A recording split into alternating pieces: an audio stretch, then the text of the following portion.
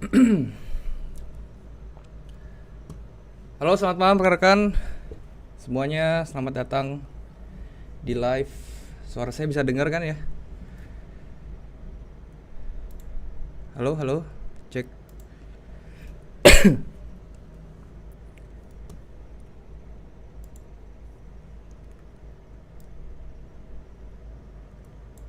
Oke.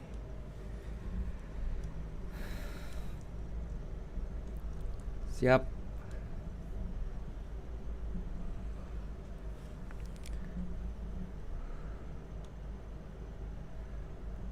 Kabupaten Nganjuk memantau. Selamat malam Bro Muhammad Dwi Saputra. Bang Usep, infokan cara masuk Okta di bawah IB. Saya nggak buka IB ya di Okta. Saya bukan IB-nya Okta gitu. Jadi lewat IB lain juga nggak apa-apa bang. Per USD lagi menarik. Nanti kita bahas ya Bro David. Bahas XAU, siap. Nanti kita bahas Bro.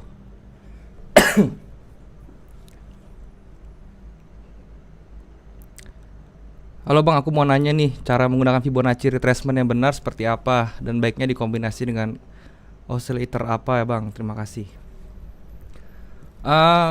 Cara menggunakan apa namanya Fibonacci yang benar ya.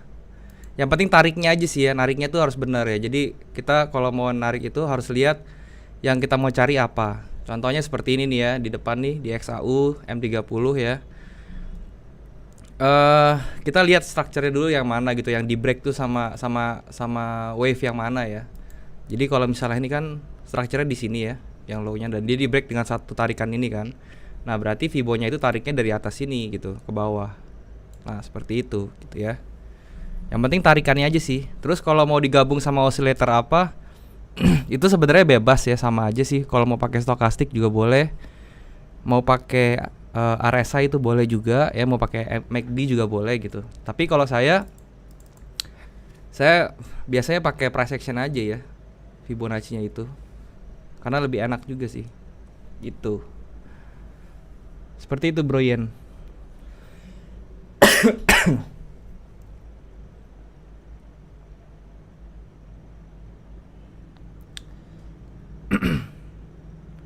Bang Dedo dulu analis di Astronaci ya? Bukan bang, saya bukan analis di Astronaci. Dulu saya murid alumni dari CAT-nya di Astronaci ya. Terus kemudian saya jadi pengajar di sana sekarang di CAT.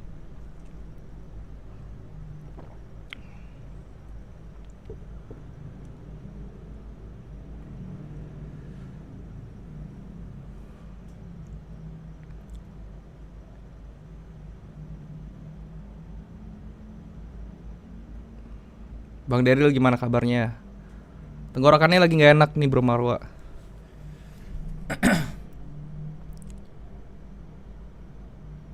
Dari Medan setia menonton. Thank you Bang Topan, thank you. Nanti kita mulai trade-nya 15 menit lagi ya. Jadi ini yang mau tanya-tanya silahkan ya. Seputar dengan forex apapun itu silahkan yang mau ditanyain ya. Nanti gue akan coba jawab. Selamat malam Bang Deril. Selamat malam Bro Ferit. Apa kabar Bro? Kapan kita nongkrong lagi Bro?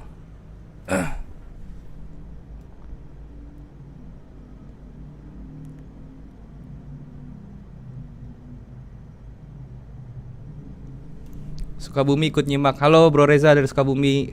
Halo semua yang di Sukabumi. Stylenya Bang Deril kalau analisa pakai apa aja? Saya simple ya. Saya pakai, kadang-kadang saya naik ke chart ya. Jadi saya cuma pakai price action aja. Terus kalau indikator pun itu saya paling pakainya yang trend aja, trend following kayak moving average, Ichimoku gitu ya. Untuk Ichimoku nanti Selasa depan ya, Selasa besok saya kasih materinya di tentang Ichimoku itu. Jadi bisa ditungguin karena itu lumayan powerful tuh.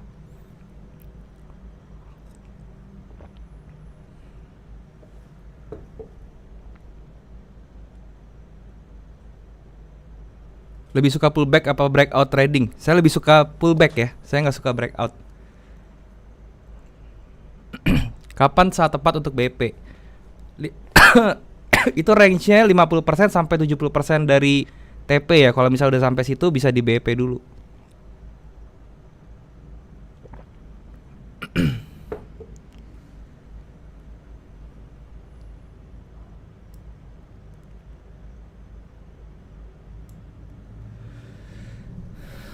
Bang, leverage yang bagus pakai berapa kalau misalnya saldo cuma $200? Kalau $200 itu 1 banding 500 lah, ya. Tapi kalau misalnya udah 1000 ya di 1 banding 200 nggak apa-apa. Itu lebih bagus.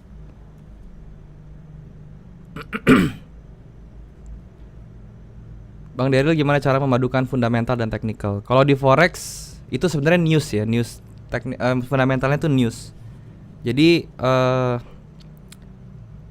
kalau misalnya news itu kita pakai, jangan dilihat efeknya pas hari itu keluar newsnya aja, tapi kita mesti lihat power newsnya itu berapa lama bertahan ya. Kayak NFP itu bisa sebulan. Jadi ya kita panduinnya sama price action ya. Lihat kalau misalnya nanti newsnya itu efeknya positif ya berarti tendensi dolarnya itu ya naik gitu. Jadi kita bisa biasnya itu bisa dapat. Halo Bang Daryl, Bali nyimak. Halo Bro Ferdi, halo Bali. Bikin video khusus scalping. Oke, nanti saya bikinin tentang scalping. Nanti di trading ini juga saya scalping ya. Saya kalau live itu pasti scalping ya. Jadi kalau misalnya yang bukan scalper jangan diikutin nih nanti, karena kalau live itu nggak bisa swing ya, kelamaan gitu. Kita kan live cuman 1 jam.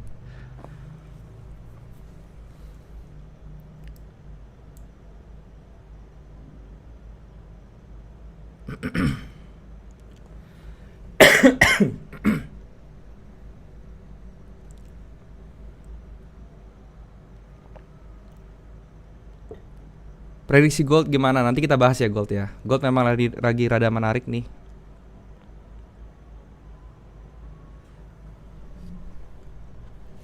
Halo Pak Oin dari Manado, selamat malam.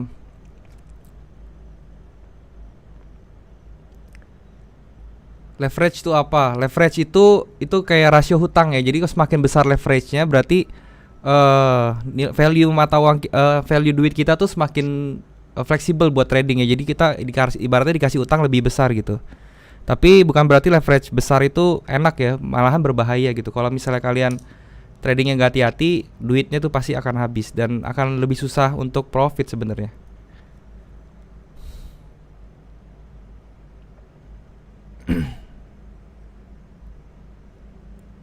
News apa aja yang efek marketnya lama? Ya biar rata-rata sih news lama ya, bisa 1-2 minggu, bisa sebulan gitu.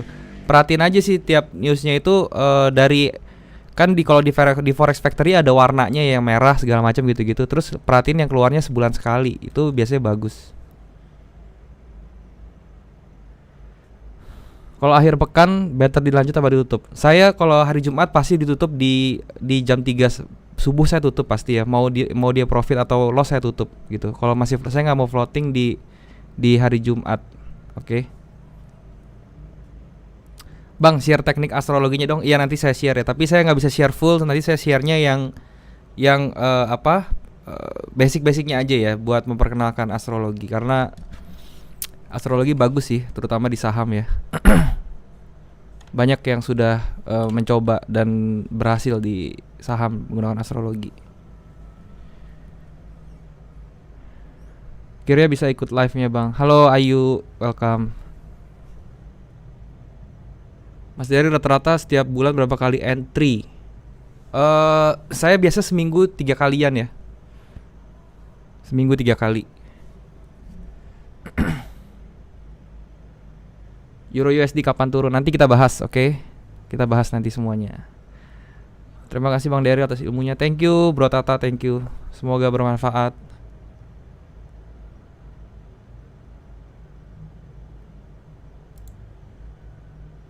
Jadi leverage itu aktif kalau misalnya depositnya sudah habis, bukan ya? Enggak. Jadi leverage itu dari pertama tuh duit kita itu udah dikatrol ya. Maksudnya kita kan trading modalnya misalnya $100 ya.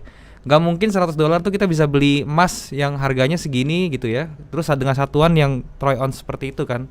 Nah makanya dipakein leverage gitu. Jadi leverage itu nggak aktif pas abis doang. Dari pertama kali kita deposit juga duit kita sebenarnya sudah dikatrol seperti itu.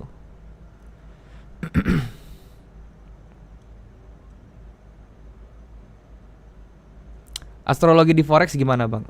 Astrologi di forex bisa kepake, cuman di time frame-nya tuh daily ya. Kalau misalnya kita di intraday, lebih ke cycle analysis saja daripada ke astrologi gitu.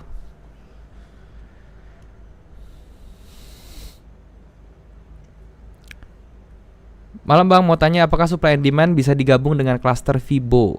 Bisa, bisa banget ya. Jadi mungkin gini, Fibo-nya di cluster dengan atau di confluence dengan si supply and demand ya. Saya sering menunjukkan itu sih sebenarnya kalau di video-video ya, kalau pernah udah tonton video saya gitu.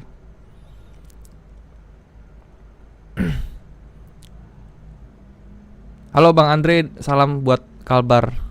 Salam profit juga. Bedanya day trading dengan intraday trading sama scalping apa ya? Kalau misalnya day trading sama intraday trading tuh sama sih sebenarnya. Tapi kalau scalping tuh time frame-nya lebih cepat lagi ya. Scalping itu mainnya di time frame M5, M1, M5 ya. Tapi kalau misalnya day trade itu kita bisa di M30 gitu ya. Apakah pas Jumat market lebih ganas? Enggak juga sih ya. Yang paling enak itu market itu hari Selasa lah, Selasa sampai Kamis. Itu paling enak.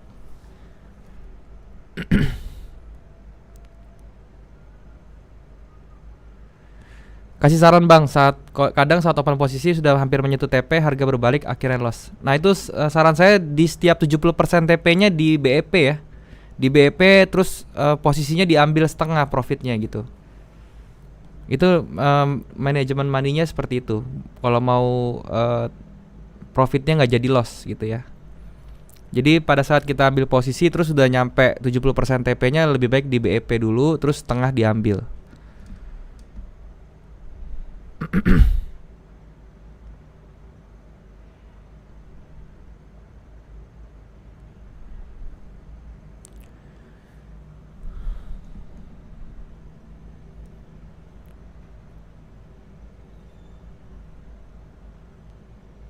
Bang, win rate Bang Daryl berapa? Saya masih di 60-an ya, belum nembus kepala 7. Oke, jadi masih apa ya? Masih belajar lah. Masih sama belajar. Mas Daryl entry-nya suka instan atau pending order? Saya lebih suka instan. Tapi saya bukannya anti pending order ya, saya pakai juga pending order itu, cuman dalam kebanyakan trading saya selalu instan.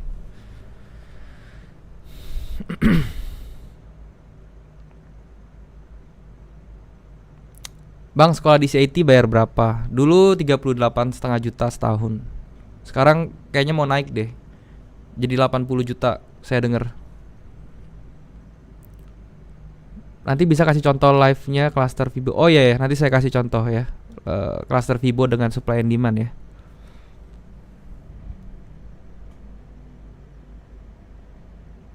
Setengah diambil itu maksudnya gini, kalau misalnya kamu bukanya itu misalnya 0,2 lot ya, nanti di 70% kamu sell dulu, di close dulu 0,1 lot, kan bisa kan di close setengah gitu, partial close. Nah habis di close itu nanti SL-nya baru dinaikin ke harga kamu entry gitu.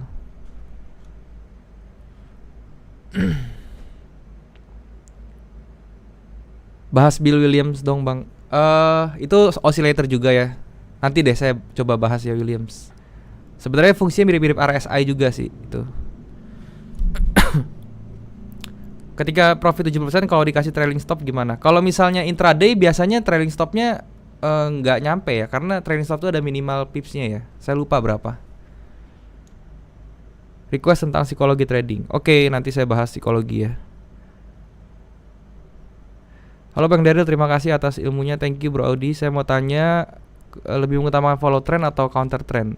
Dan biasanya Bang Daryl menentukan buy sell technical atau fundamental? Saya full technical. Terus kalau misalnya saya dibilang follow trend atau counter trend, saya lebih ke follow trend gitu ya.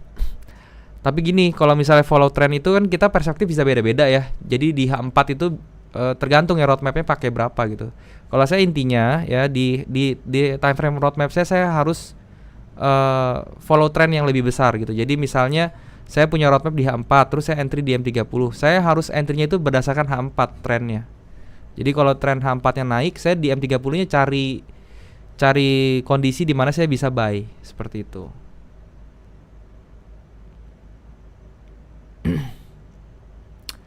CCI enak di period berapa ya kalau M30?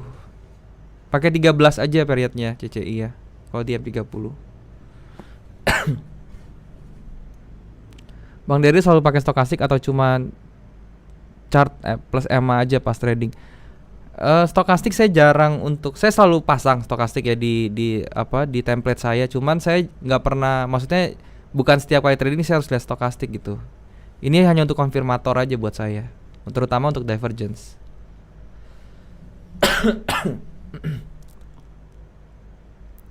Live pas NFP dong bang. Udah ya, kita udah pernah beberapa kali live pas NFP. Nanti kalau misalnya NFP-nya nanti di awal bulan ya, nanti kita coba live di NFP. Sekarang NFP-nya hari Kamis ya. Kemarin ya. Saya kira hari Jumat. Jam berapa yang paling sering Kak Daryl trading? Saya paling sering trading jam 8:30 lah. Dari jam 8 sampai 8:30. Itu saya mulainya tuh. Sampai jam berapa? Sampai jam 12 kadang-kadang. Kalau enggak jam 11. Makasih ilmunya bang. Thank you juga Naval. Saya mau tanya buku forex yang bagus apa? Buku forex yang bagus Martin Pring ya. Cari tentang nama penulisnya Martin Pring, itu bukunya bagus-bagus. Thomas Bulskowski juga bagus-bagus ya. Terus Japanese Candlestick itu juga bagus buat mulai pertama belajar. Bang, strategi force index enaknya di time frame berapa? Force index itu di time frame entry ya. Jadi kalau saya biasa di M30. Oke. Jadi yang namanya force index itu di time frame entry. Berarti cenderung trading di market US ya, Bang? Iya, saya cenderungnya ke US, jam US session ya. Dan yang kedua paling sering itu di Euro session yang jam 2-an, jam siang gitu.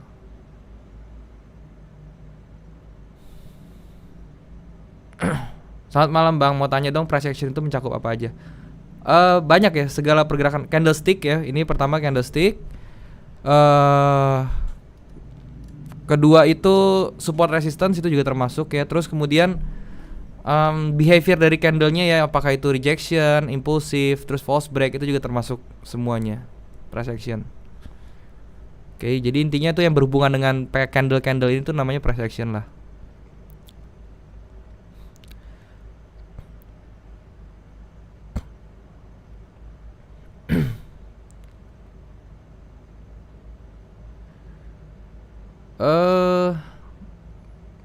Bentar ya, saya coba cari pertanyaan dari atas. Tadi lewat mana ya?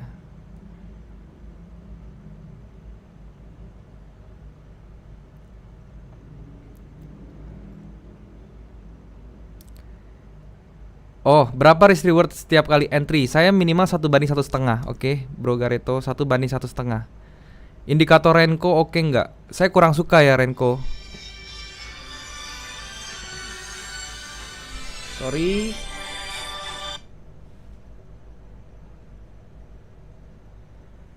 Renko saya kurang suka ya. Lebih baik pakai candlestick biasa gitu ya. Kalau nggak pakai Heiken-Ashi masih lebih enak.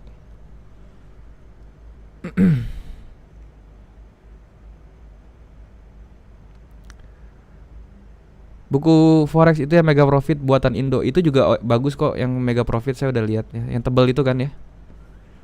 Mas Daryl kalau install sama pending order menggunakan pip dalam SL dan TP-nya suka sama nggak? Enggak, beda-beda ya.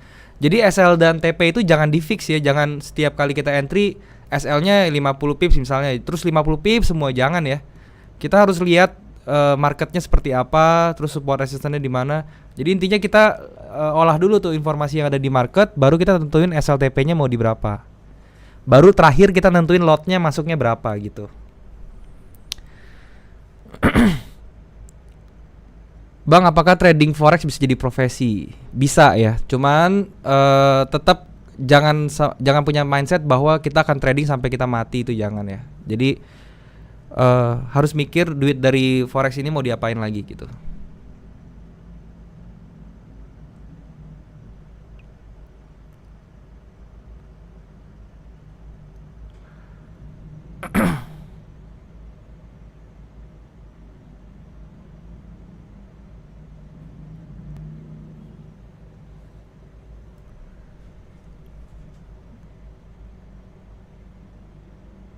Bang, kalau copy trade di abang, saya belum ada ya, belum ada copy trade.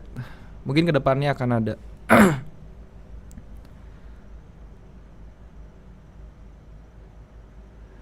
Mas Daryl rekomendasi belajar supply and demand dong. Supply and demand tuh sebenarnya banyak ya, yang apa, bukunya segala macam. Kalau misalnya mau belajar lebih lanjut tentang supply and demand juga, nanti saya bikin deh video keduanya ya tentang supply and demand.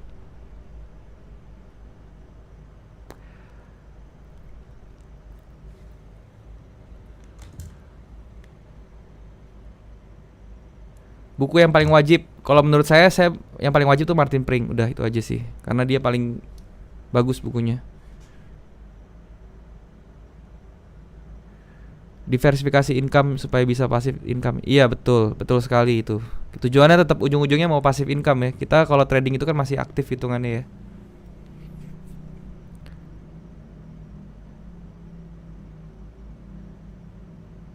Teknik entry yang paling bagus kayak gimana? Break candle atau next candle?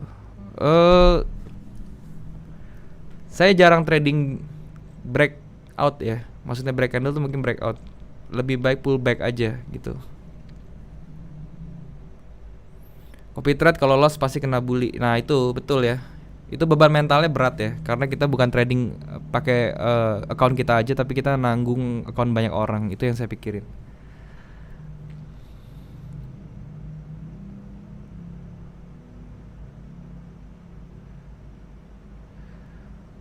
Bang Daryl mau tanya yang Bang Daryl pakai pas loss apa? Saya selalu risk reward aja ya. Jadi kalau misalnya saya loss, intinya gini loh.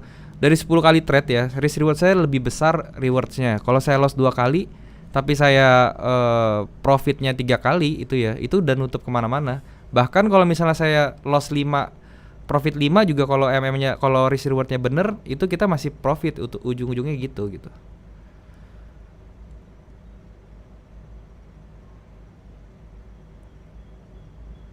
Rata-rata TP per bulannya berapa persen? 10 sampai 20 ya. Di forex itu 10 sampai 20 udah lumayan.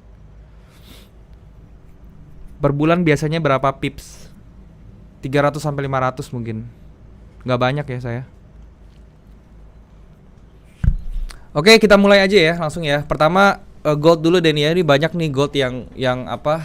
Yang nanya, karena gold ini menarik ya. Menariknya kenapa? Dia ini lagi ranging sekali ya. Ini kalau dilihat ya, di sini atas nih sama bawah di sini kan. Nah ini pivotnya kita pindah ke tengah. Ini saya hapus aja biar jelas. Nah ini perhatiin 3 level ini ya gold ya. Kalau gold nih perhatiin 3 level ini, di atas, di tengahnya, sama di bawah. Dan sekarang kalau misalnya kita lihat ya di sini, lihat candle candle by candlenya ya. Ini kalau diperhatiin ya teman-teman, lihat ya. Ini lihat. Yang kalau menurut kalian ya, candle ini saya ganti warna dulu deh. Kalau yang nggak biasa pusing nih biasanya.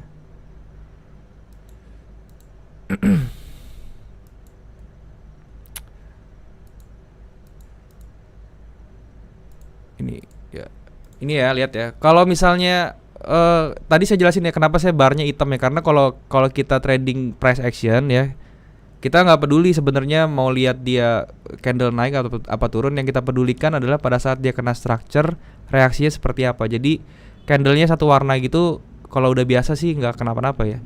Cuma nih saya mau kasih tahu ke kalian gini loh.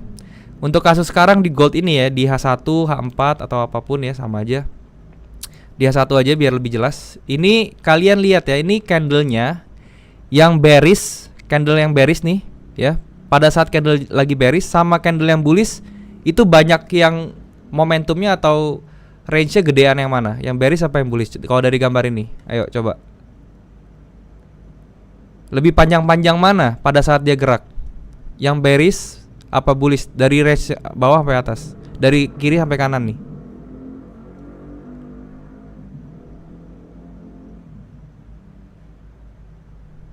Bullish, bearish. Nah, bener ya. Kebanyakan bilang bearish. Nah, itu udah satu indikasi tuh. Oke, nggak bener ya. Jadi itu udah satu indikasi. Banyakan yang bearish ya. Jadi lihat nih ya. Ini berisnya panjang, panjang, panjang. Begitu bullish nih pendek-pendek, dihajar bearish panjang, panjang, panjang. Di sini bullish panjang, kecil lagi, tapi di sini bearish lagi, di sini naik kecil lagi. Jadi intinya apa? Intinya banyak tekanan ke bawah kan ya. Udah banyak tekanan ke bawah. So, sekarang walaupun dia ranging seperti ini ya, dan dia sekarang berada di atas ini ya, kita biasnya itu adalah saya mau cari sell aja deh. Kenapa? Pertama alasannya dia kalau misalnya kalian buka di sini itu risk rewardnya lebih bagus untuk yang sellernya kan, untuk sellernya lebih bagus. Kenapa? Karena dia jaraknya tuh lebih dekat. Kalau kita mau SL tuh di sini doang gitu. Sedangkan kalau kamu mau maksa di sini mau buy, ini SL-nya jauh banget nih sampai bawah nih. Ya 120 pips, 130 pips. Kalau mau nge-sell, sell-nya pun areanya kan pasti di supply and demand kan, di sini kan ya, di area sini kan. Ini kan tempat kita nge-sell nih sebenarnya di sini. Nah ini kalau misalnya kita masuk di sini ya, ini kan kita lihat di H1 ya. Kita harus tunggu nih, harus sabar nih, harus sabar. Begitu harga sudah masuk sini, kita turun baru nih ya, turun ke M15 atau ke M5 ya. Saran saya sih M15 aja. Nanti dilihat di sini ada reversal reversal candle gitu ya. Kalau misalnya di sini ada reversal candle, entah itu bearish engulfing kayak bearish harami, apapun lah. Ada wick rejection pun ya, dari misalnya dia ke atas terus di reject pakai wick ke bawah, itu kita bisa jadi signals buat kita kalau misalnya ini udah waktu yang bagus buat nge-sell kayak gitu. Oke, paham ya tentang XAU?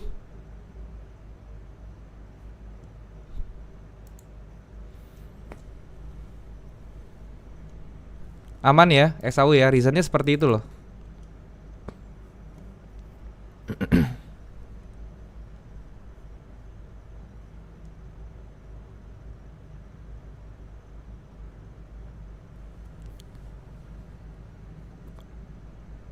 Oke.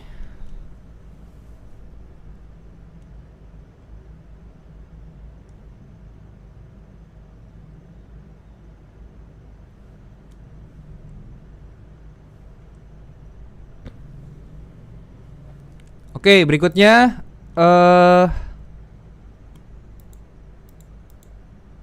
tadi apa ya? Euro ya.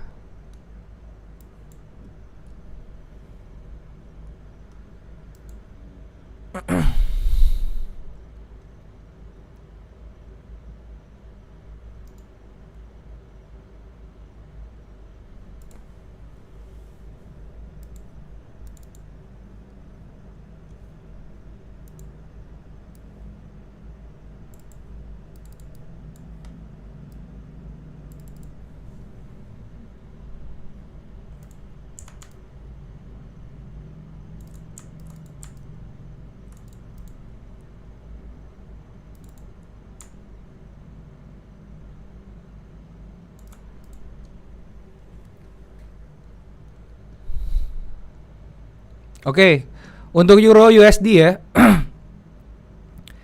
Euro USD secara garis tren besarnya kan dia up ya, up naik, oke. Dan di sini dia lagi bikin kalau misalnya kita zoom ya, dia lagi bikin pattern nih ya, tapi patternnya ini belum fix jadi gitu kan. Dan sekarang di sini di atas ini dia reject ya. Kalau misalnya kita mau masuk di sini ya, kalau misalnya kita mau masuk jangan, kalau mau buy ya jangan sekarang intinya gitu ya. Tapi kalau misalnya kita trading ya, untuk main scalping ya, kita bisa lihat main di minornya ya, kita bisa nge-sell juga di sini. Dan tapi kita nggak bisa panjang-panjang ya kalau namanya scalping di di Euro USD gitu. Karena sekali lagi balik lagi secara time frame besarnya dia memang mau naik gitu. Tapi kalau misalnya kita mau maksa masuk sekarang itu kayaknya RR-nya jadi nggak bagus deh gitu ya. Jadi kalau misalnya sekarang mau di Euro mau masuk ya, tunggu dia turun dulu ya ke area sini nih, di area sini, oke. Nanti baru kita bisa masuk buy. Karena apa? RR-nya jadi bagus dan juga ngumpulin momentum juga untuk naik seperti itu. Di tengah itu pivot ya, iya tengah tuh pivot bro, oke.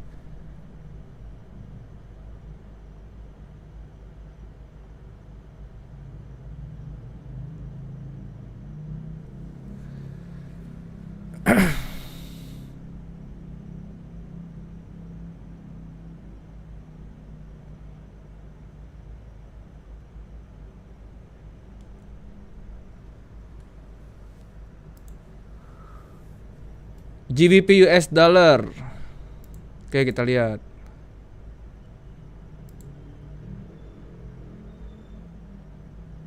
Oke, kenapa buy-nya di area itu? Gini ya, kalau misalnya kita lihat, gedein ya.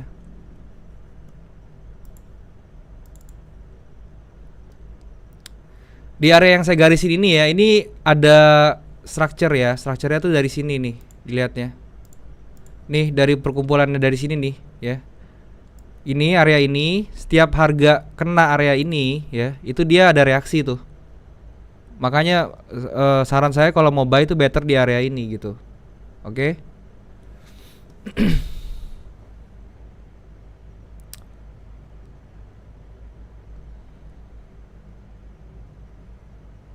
Ya Celia, semoga tebakan kancing gold turun. Waduh, gawat tuh ya yang pakai tebakan kancing ya. Moga-moga kancingnya cuma 2 tuh. Stella, GJ, bang, oke. Kita lihat GJ ya.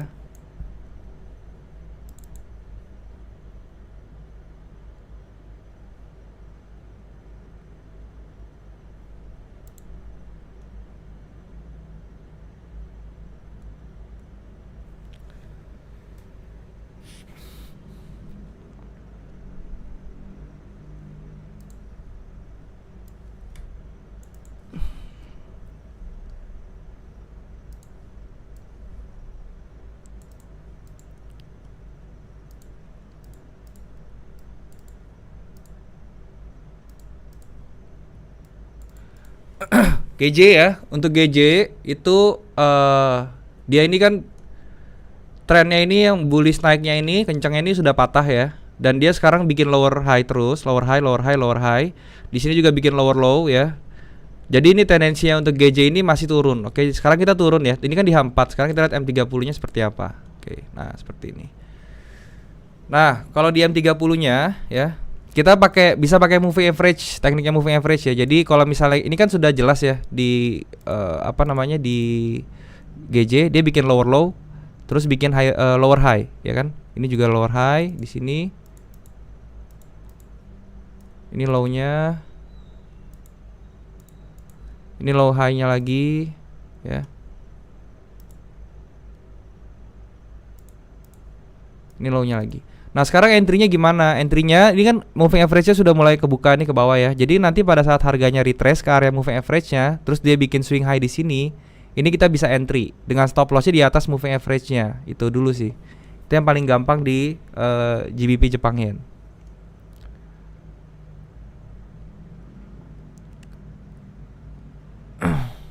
USD CHF, oke.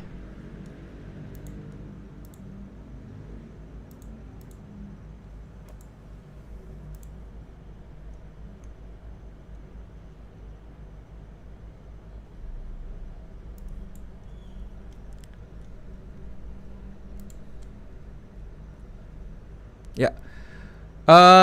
USD CHF ya. Ini kalau misalnya di H4-nya trennya dia sudah bearishnya kan sudah patah juga nih. Dia udah bikin higher high di sini kan. Ini buat yang belum tahu yang saya omongin bisa nonton di video saya sebelumnya tentang pembalikan tren ya. Ini ada ngomongin itu juga soalnya. Dia di sini bikin higher high. Ya. Ini low sebelumnya. Dan sekarang dia lagi turun nih dengan keadaan yang bearish kencang banget nih. Dan sekarang key levelnya dia tuh di sini nih ya. Saya garisin sebentar. Nah, di bagian sini nih. Di 03994. Jadi yang kita bisa lakukan adalah kita akan expect dia nih untuk bereaksi di sini dan kita siap-siap untuk buy. Oleh karena itu diturun di M30-nya kita cari. Nanti pada saat dia kena ke area sini ya, ke bagian ke harga 0,939, oke. Nanti kita lihat dia tuh bakal ada reaksi atau enggak gitu. Dan di situ ada pattern yang terbentuk atau enggak. Oke. Jadi kalau misal USD CHF sampai ke level ini ya, kita berasumsi dia akan bergerak naik sampai sini. Naiknya sampai area sini lagi ya. Seperti itu ya. USD CHF seperti itu.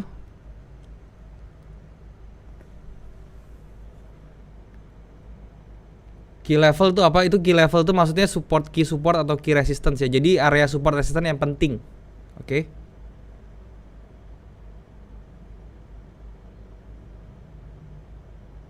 GJ udah ya. USD Kanada ya. Coba saya lihat. Harusnya sih mirip-mirip nih.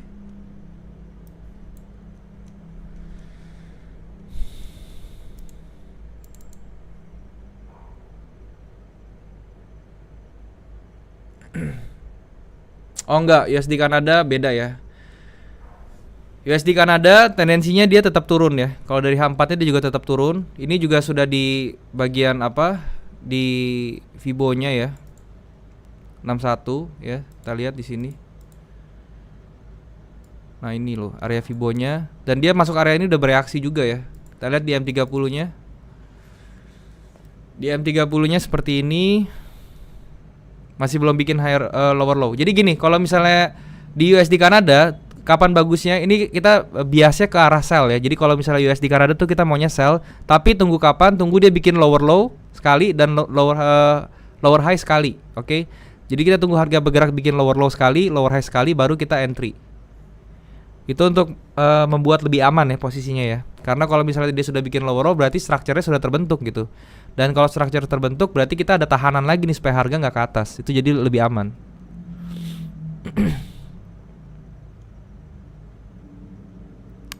CHF-JPY, oke, kita bahas.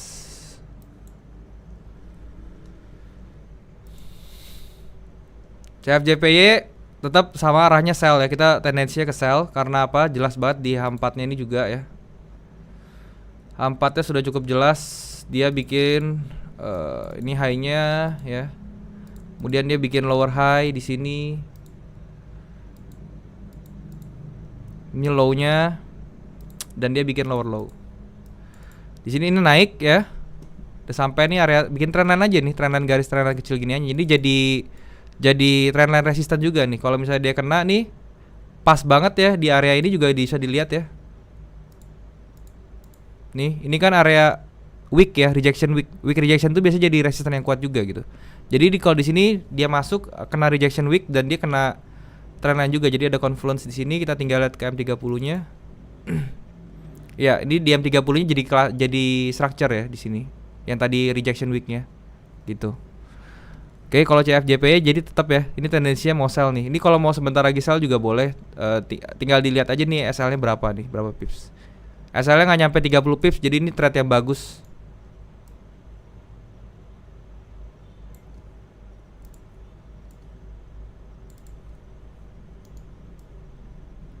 (30/40) ya, 1/1,5 masih oke.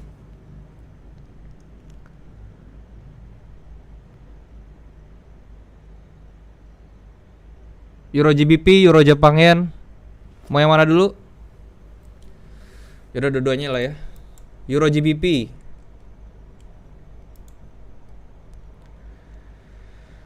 Euro GBP udah jalan ini harganya. Ini udah trennya udah di break.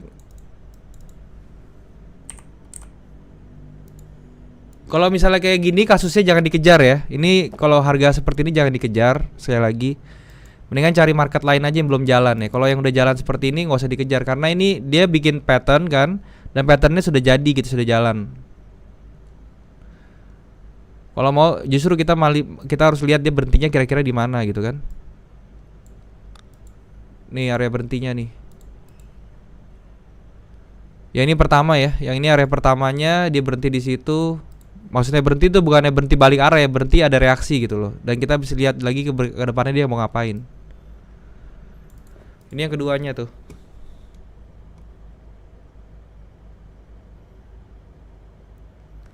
Itu Euro GBP ya. Jangan dikejar. Sekali lagi Euro GBP jangan dikejar. Kalau udah jalan gini jangan dikejar ya.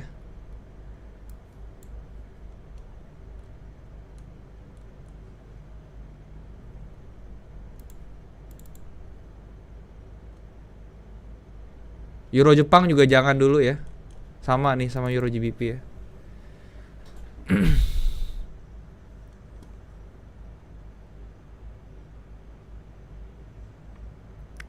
Untuk lihat swing lebih bagus pakai candle harga tutup atau pas running. Lihatnya udah pas close, Pak. Kalau misalnya liatnya pas running kan belum tentu jadi swing itu kan maksudnya.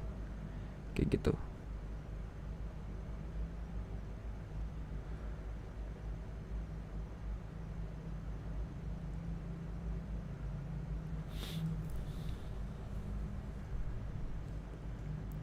Maaf baru gabung itu EMA berapa aja bang? EMA-nya 21 ya, 21, 34 dan 90.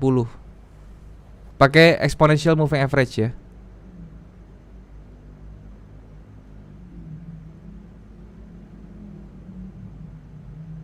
Jadi kalau belum kena key level dan bentuk swing gimana? Biarin aja, cuekin ya. Jadi kalau misalnya kita di harga nih, kita misalnya lagi analisa, kita sudah tahu nih level support dan resistance di mana kan.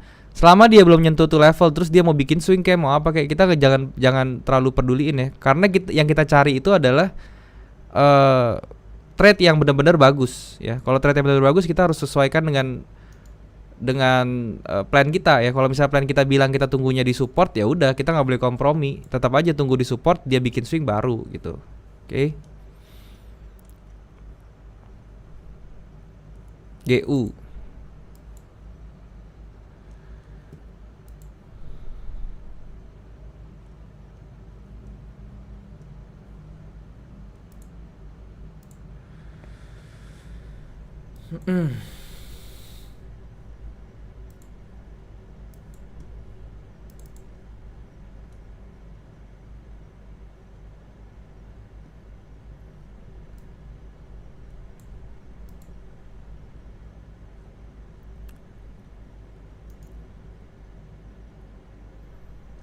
Kalau GU ini ya, kita tunggu dia retrace ke area sini ya. Sebentar lagi sini GU ya. GU ini retrace-nya ke area sini, oke. Bagian sini, di once dia masuk nih, ini kita bisa turun ya ke time frame kecil ya. Terus kita cari nih momentum dia untuk buy.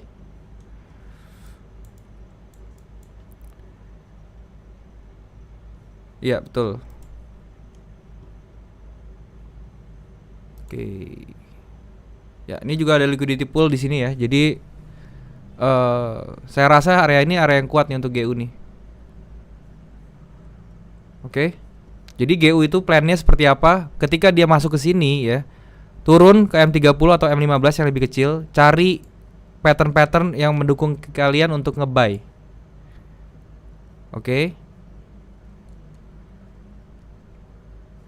Contohnya dia masuk sini, double bottom di sini ya, dia bikin swing, harganya sudah di atas, sudah bergerak ke atas, itu bisa masuk dengan stop loss di bawah sini.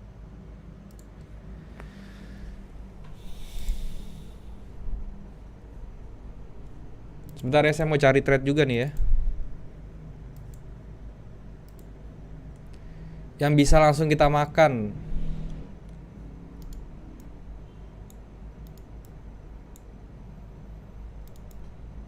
Kecil-kecil ya.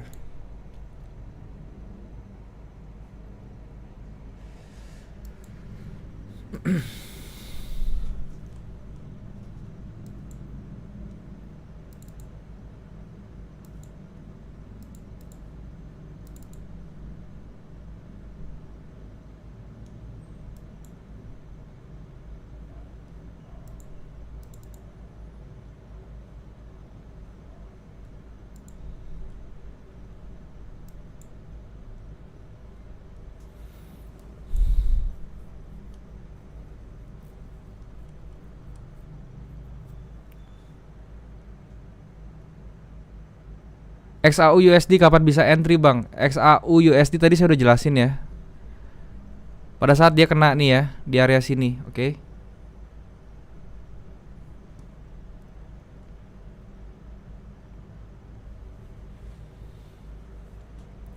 GBP NZD ya.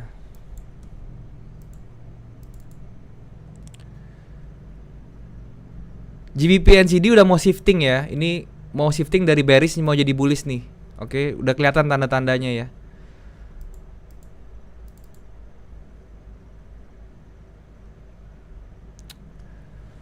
Nah, ini kalau mau coba untuk entry di GBP NZD juga boleh sih nih. 330. Oke. Kita lihat dulu.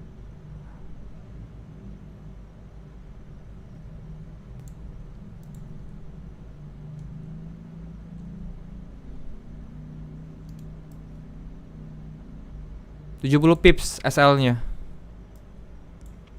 TP-nya 150 pips.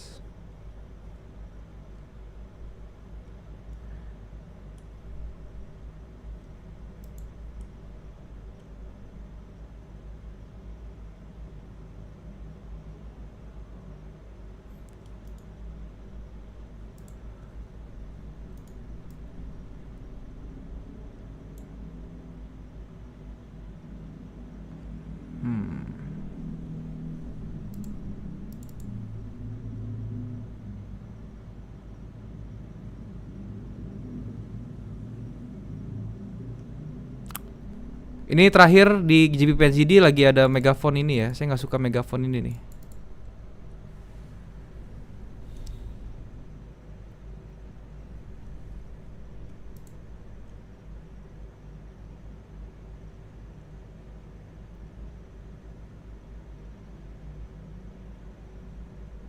Kalau di time frame M30 tapi analisanya A4 masih jauh target harganya, apakah bisa jadi teknik averaging atau mengambil? Boleh. Jadi kalau kalian mau averaging boleh ya, dengan maksudnya ngambilnya pelan-pelan kan. Tapi sekali lagi lotnya dijagain ya, jangan sampai kita overload tuh malahan jadinya.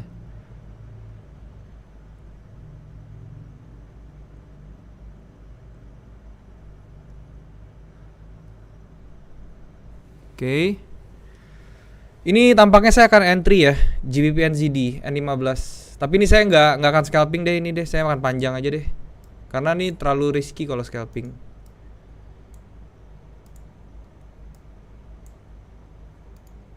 Stop lossnya area sini nih.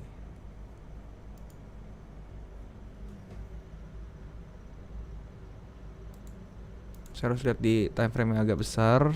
Saya mau lihat liquidity poolnya di di sini. Oke, berarti saya stop lossnya di sini. Ya, sekitar 70 pips.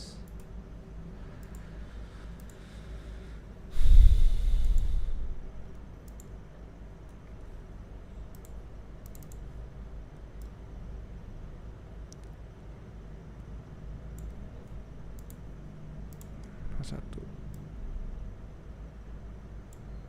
Oke, sini.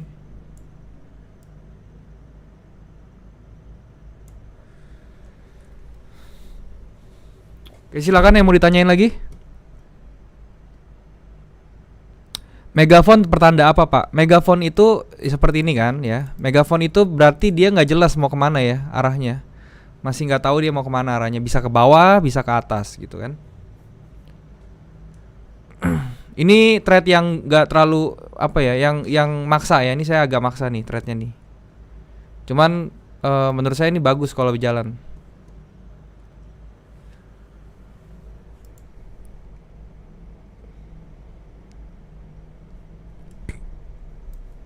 Goldnya apa bisa belum?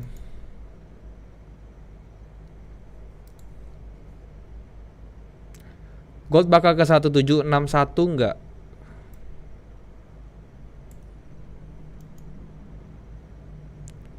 Enggak ya, enggak secepat itu, oke. Dia di 1780-an pasti ketahan juga dia.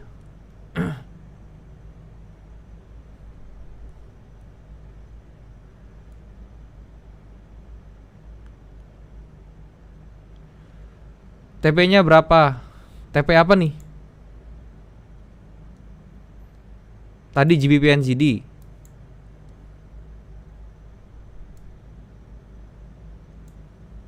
TP-nya 1.9276. Barusan berapa lot? 0,3 aja saya.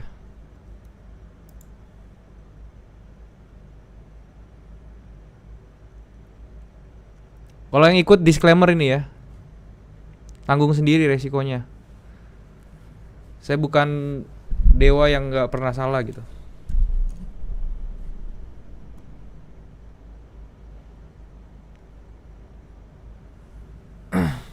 Bang, kalau entry pakai Fibo Cluster. Oke, saya contohin tadi, saya lupa tuh mau janji sama siapa ya. Saya contohin ya entry pakai Fibo Cluster ya. Satu pair lagi saya cari nih, beneran.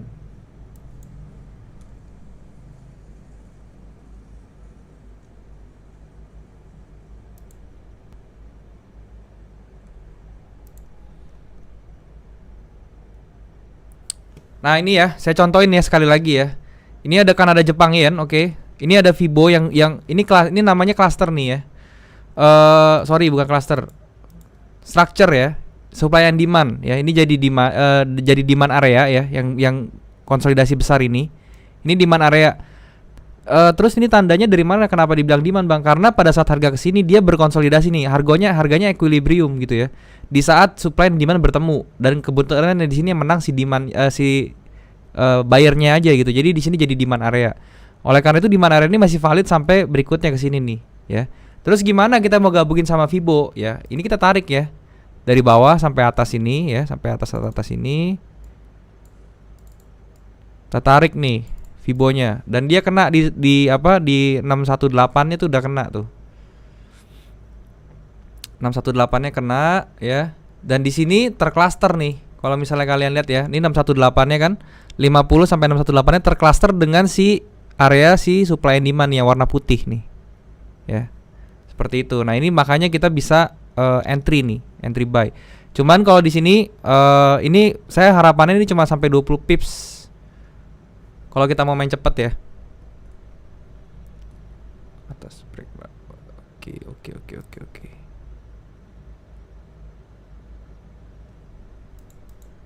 Oke, ini masih bisa nih. Saya coba untuk buy nih ya. 0,3 juga.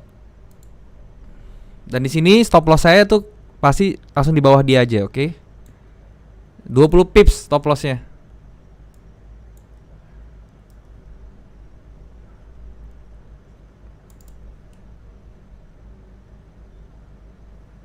Sebentar saya cari area TP-nya dulu ya.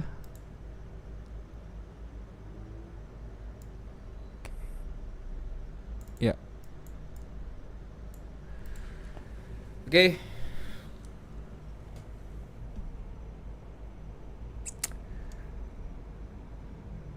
Biasanya paling gede pakai lot berapa? Tergantung. Saya pernah 1 2 3 lot juga pernah, 8 lot pernah gitu. Cuman kalau lagi biasa itu ya paling segini-segini aja sih, 0,5 lot sampai 1 lot. Contohin BEP dengan ambil 70% profit ya. Jadi gini loh, misalnya nih harga nih jalan nih sudah sampai sini nih. Ini kan TP saya di sini ya 779,4. Dari jarak saya open sampai ke sini 70% kan kira-kira di sini ya. Ini saya udah BEP nih. Kalau udah sampai sini nih. Udah sampai garis ini nih ya. Ini kan kira-kira 70%-nya dari saya open sampai TP. 70%-nya saya udah dapat, terus saya tutup nih 0,25. Gitu loh. Oke. SND dan support resistance bedanya apa? Kalau support resistance itu level ya, satu level harga aja. Kalau SND itu area, Pak.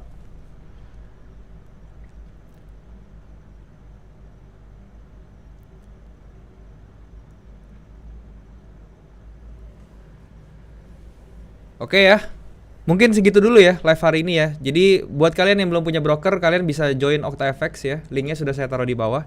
Dan untuk kalian yang ikut ya di sini trade-trade saya semua yang dapat info dari sini, ini disclaimer ya, risknya tanggung sendiri. Pakai money management yang benar, lotnya juga benar, jangan trading over trade, jangan terlalu pede dan juga disiplin itu ya kuncinya. Oke? Ciri-ciri swing valid apa? Seperti ini ya. Dia bentuknya harus seperti ini. Jadi swing valid itu adalah ketika candle yang paling low-nya ini ya. Kan candle formasinya begini ya, saya gambarin. Candle paling low nih itu di break atau ada satu candle sebelahnya yang close-nya tuh di atas candle paling low-nya ini. Jadi formasinya 3 seperti ini kalau swing low ya. Kalau swing high kebalikannya.